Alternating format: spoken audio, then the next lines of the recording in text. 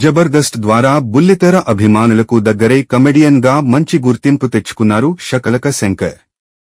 ఆ తర్వాత గీతాంజలి, రాజుగారి గది, ఆనందో బ్రహ్మ సహా పలు సినిమాలతో కమెడియన్ గా మరింత పేరు సంపాదించుకుని హీరోగాను పలు సినిమాల్లో నటించారు.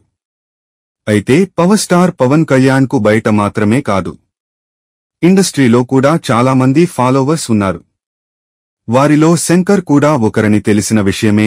ఈ క్రమంలోనే ఒక ఇంటర్వ్యూలో పాల్గొన్న శంకర్ పవన్ కళ్యాణ్ పై అభిమానాన్ని మరోసారి చాటుకున్నాడు. పవన్ మీద అభిమానంతో జనసేన పార్టీ కోసం తన సొంత డబ్బు సైతం ఖర్చు పెట్టానని చెప్పడం హాట్ టాపిక్ గా మారింది. 2019లో సినిమాల్లో నటించినందుకు 7 లక్షలు వచ్చాయని, అవి తీసుకుని ఇంటికి వెళ్దామనుకునే సమయంలో తుఫాను వచ్చిందని తెలిపారు.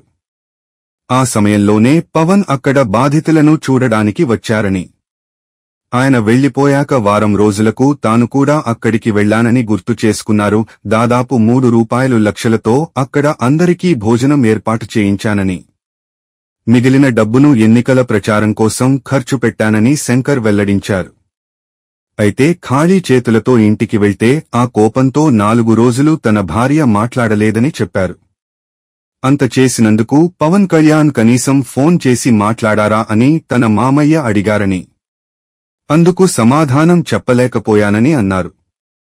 పవన్ మీద అభిమానంతో చేసిన దానికి రివర్స్లో ఏమీ కోరుకోమని, సినిమాలో నటించినప్పుడు కూడా కనీసం ఫోటో తీసుకోలేదని వెల్లడించారు. అభిమానం అనేది మనసులో ఉండాలని, తన మనసులో పవన్ కళ్యాణ్ పై ప్రేమ పర్మనెంట్ గా ఉండిపోతుందని శంకర్ చెప్పారు.